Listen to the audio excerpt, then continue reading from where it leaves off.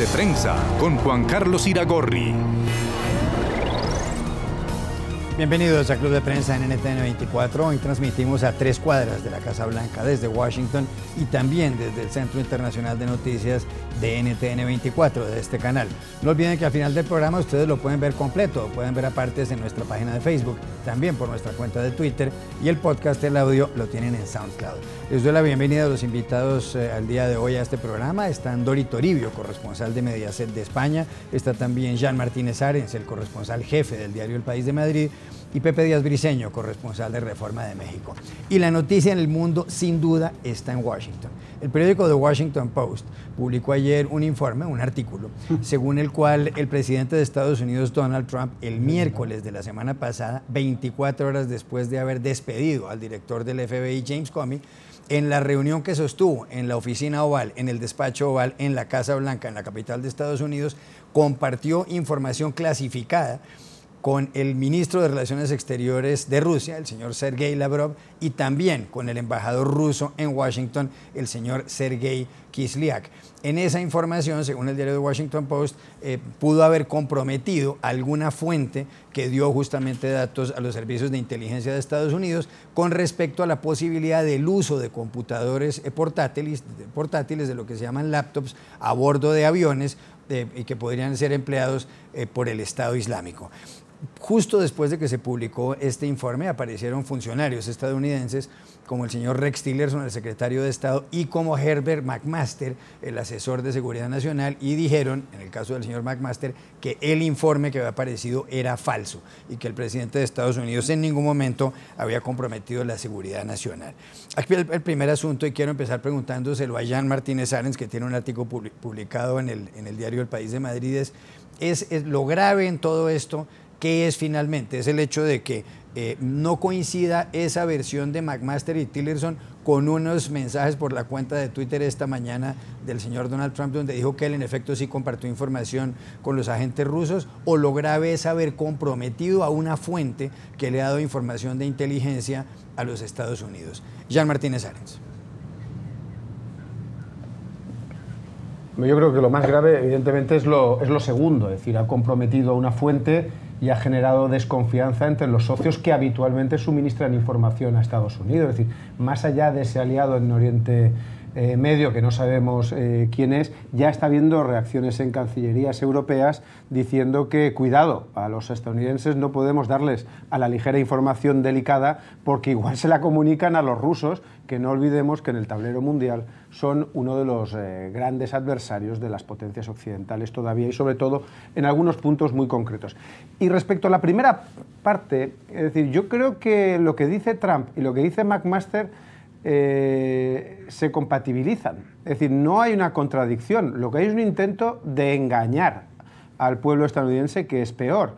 Es decir, McMaster ayer se refirió a que Trump en ningún momento había compartido métodos ni recursos de inteligencia, que es en el código de oro de los servicios secretos aquello que jamás se puede comunicar porque compromete al origen de la información. Ahora, la información destilada, lo que es el dato de que el ISIS está trabajando para hacer atentados mediante ordenadores portátiles en aviones, sí que se puede comunicar, y además lo puede comunicar el presidente de Estados Unidos de América en la medida en que él tiene autoridad suficiente para desclasificar los secretos que le vengan en gana. Es decir, yo creo que lo que ha habido es tinta de calamar, como ya hubo la semana pasada con el despido de Comey, donde se decía una cosa y luego veíamos que realmente lo que estaba ocurriendo era otra. Lo que ha hecho esta mañana el presidente es decir, no, yo hechos sí que he dado. Lo que el subtexto dice es, lo que yo no he compartido son esos métodos y recursos que decía McMaster. Lo que ocurre es que ayer McMaster dio un paso más, que es ahí donde está posiblemente la gravedad de su enunciado, diciendo que era falso lo que decía el Washington Post.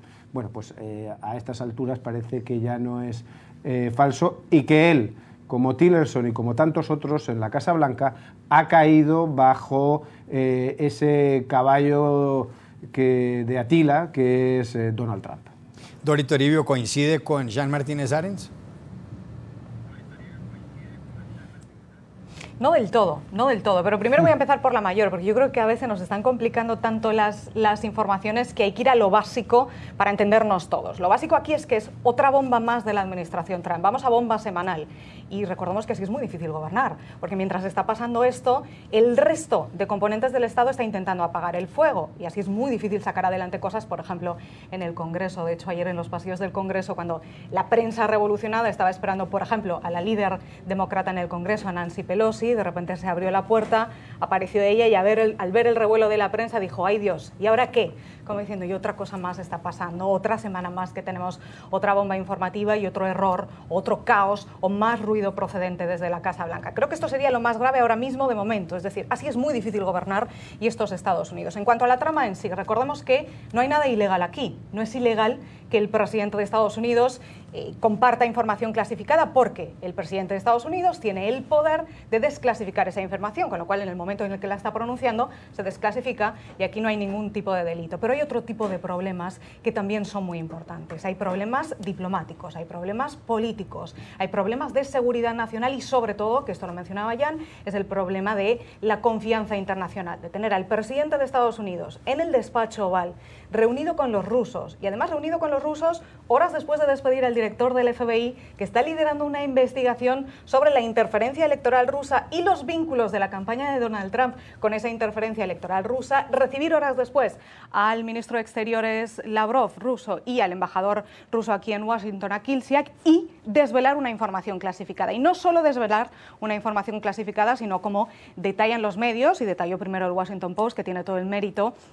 Y además recordemos que esta información del Washington Post está firmada por Greg Miller, que es uno de los periodistas más respetados en esta ciudad. Sería muy difícil pensar que Greg Miller ha escrito algo que no fuera 100% correcto y que no tiene 100% corroborado. Y como él explica que se desvela esta información, es por un brote espontáneo. Es el presidente de Estados Unidos presuntamente presumiendo de la potencia que tienen sus servicios de inteligencia y de cómo había recibido este tipo de detalles. Y es ahí cuando desvela no el qué, no los métodos y las fuentes, sino desvela el qué exactamente y el dónde de la ciudad, con lo cual esto es un material muy valioso para un adversario tan importante en este sentido, o en este territorio, o en el territorio regional como sería Rusia. Es aquí donde está el problema. Ahora bien, ¿cuál va a ser la consecuencia? Pues la consecuencia ahora mismo está en manos, uno, del Partido Republicano, va a haber alguna consecuencia, le van a pasar alguna factura por fin al presidente de Estados Unidos, y dos, a sus seguidores, a sus votantes. Y ahora mismo, por las reacciones que estamos viendo en estas primeras horas, a sus seguidores no parece importarles mucho, no solo eso, sino que defienden lo que ha hecho el presidente de Estados Unidos. Pepe Díaz Briceño, bien decía Dori Toribio que la información en Estados Unidos deja de ser clasificada cuando el presidente la da.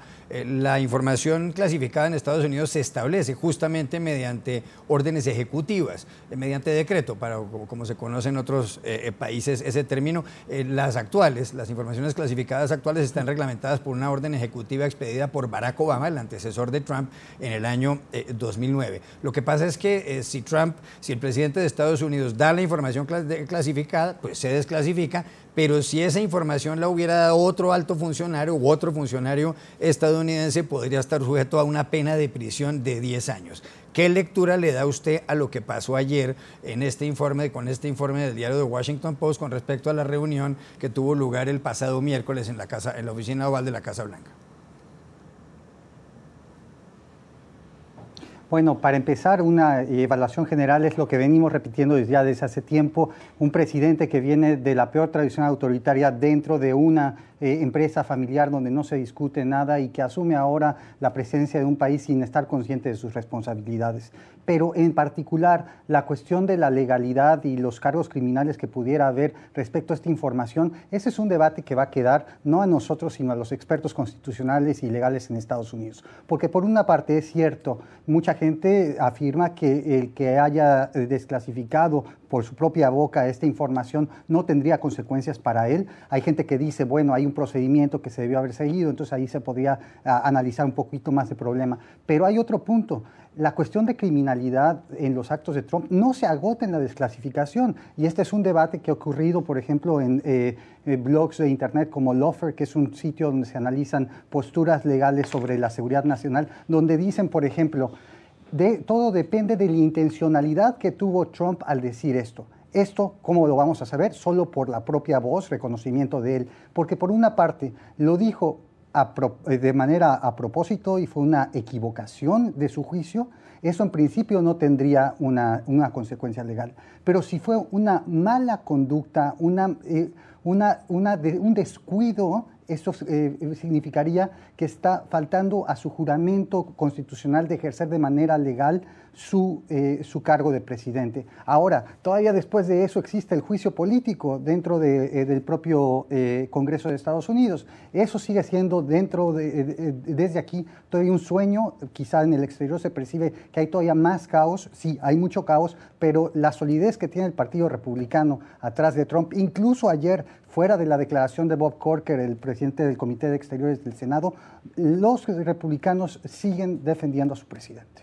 Jean Martínez Arens, hay un artículo de las últimas horas en el periódico The Washington Post que sostiene en el titular que deberían renunciar Rex Tillerson, el secretario de Estado, es decir, el jefe de la diplomacia estadounidense por una parte, y por otra el asesor de Seguridad Nacional, el consejero de Seguridad Nacional del presidente Trump, el señor Herbert McMaster. McMaster dijo, como lo habíamos mencionado hace un momento, que la historia del Washington Post, el artículo era falso, y resulta que el artículo, según consta o según se puede deducir de los mensajes por Twitter de Donald Trump esta mañana, no es falso. Lo que dijo el artículo es cierto. Incluso el señor McMaster, cuando habló ayer en la Casa Blanca, dijo que lo que habían hecho los rusos con el señor Donald Trump era revisar una serie de amenazas comunes para los dos países. Lo dijo, they reviewed a range of common threats, y más adelante señaló que en ningún momento habían estado comprometidas fuentes ni métodos. Dijo, at no time were intelligence sources or methods compromised. Pero aquí la pregunta es el hecho de que hubiera dicho McMaster que la historia era falsa, y usted lo anotó hace un momento, Jean, y el hecho de que Trump haya dejado claro, o por lo menos se pueda deducir de sus mensajes por Twitter, que la historia es verdadera, es, como usted mencionó, que el señor McMaster está distrayendo la atención, está mintiendo, y entonces, por tanto, según sugiere el diario The Washington Post, ¿debería renunciar?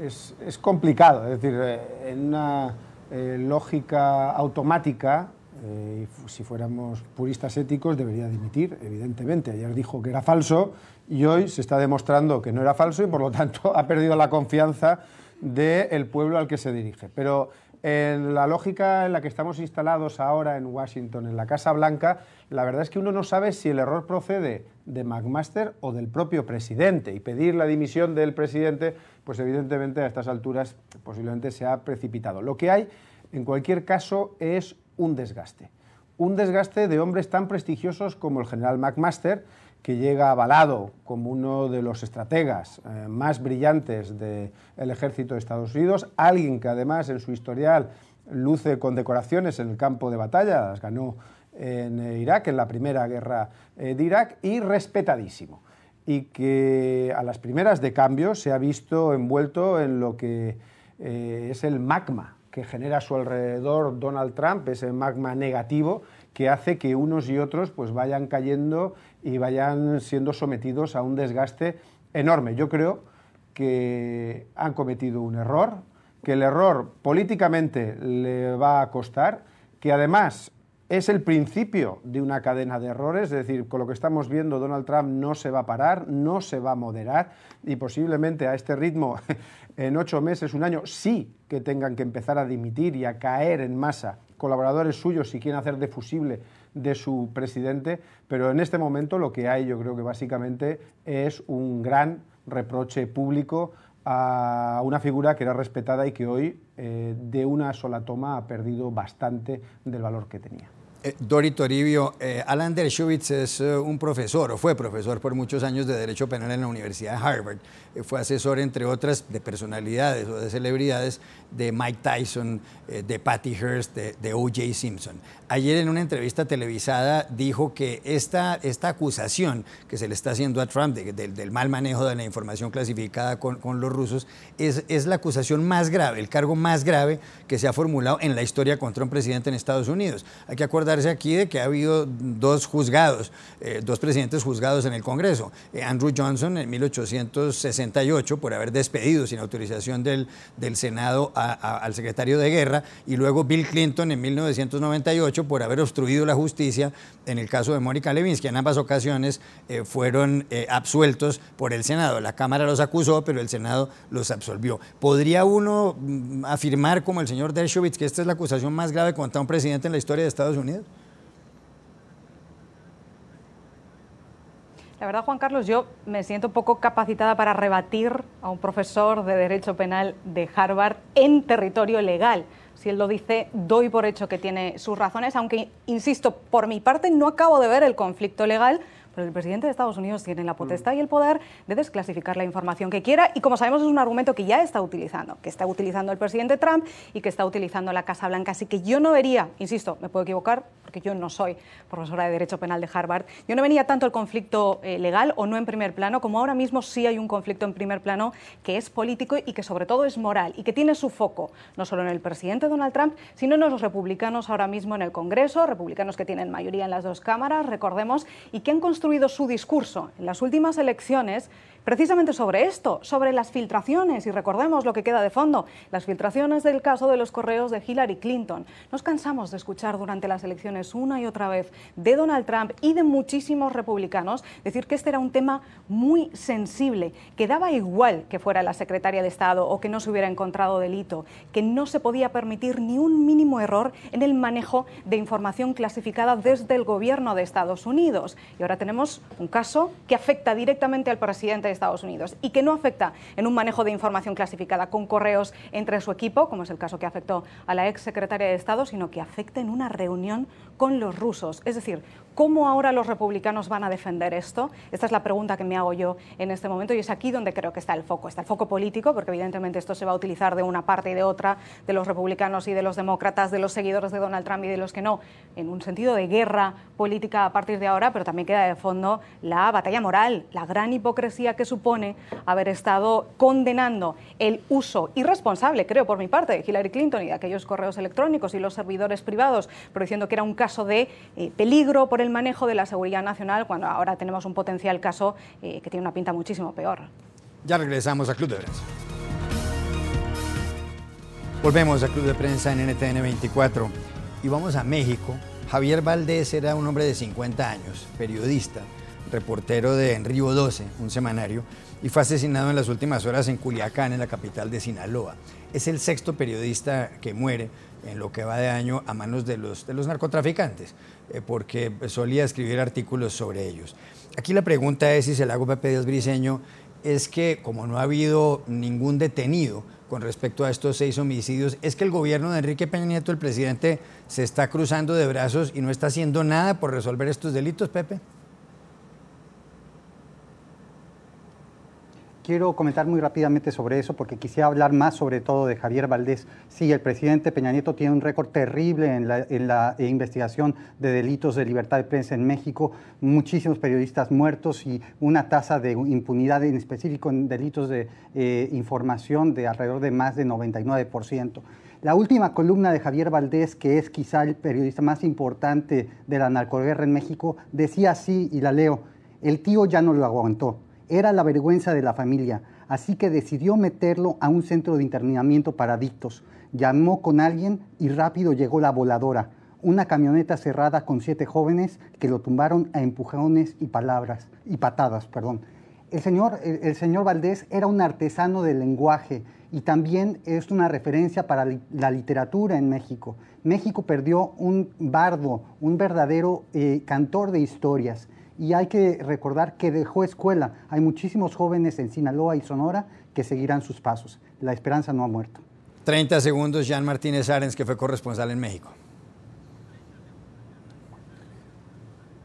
Bueno, yo me sumo, ¿no?, al homenaje a Javier Valdés. Era un enorme periodista y yo creo que además con su muerte el narco ha querido señalarlo y ha dado una nueva dimensión a la guerra que lleva ya años contra la libertad de expresión en México. Río 12, y Javier Valdez eran una expresión, una de las últimas grandes expresiones de prensa libre e irredenta frente a la amenaza violenta. Y ayer, a pocos metros de la redacción, lo mataron en una señal que todo México ha entendido, aunque yo no sé si su gobierno lo ha entendido. Ya regresamos a Club de Prensa. Volvemos a Club de Prensa en NTN 24 para despedirnos porque se acabó el tiempo. Gracias Dori Toribio por haber estado aquí, gracias Pepe Díaz Briceño y gracias Jean Martínez Arens. Y a ustedes los espero mañana nuevamente, como siempre, en Club de Prensa.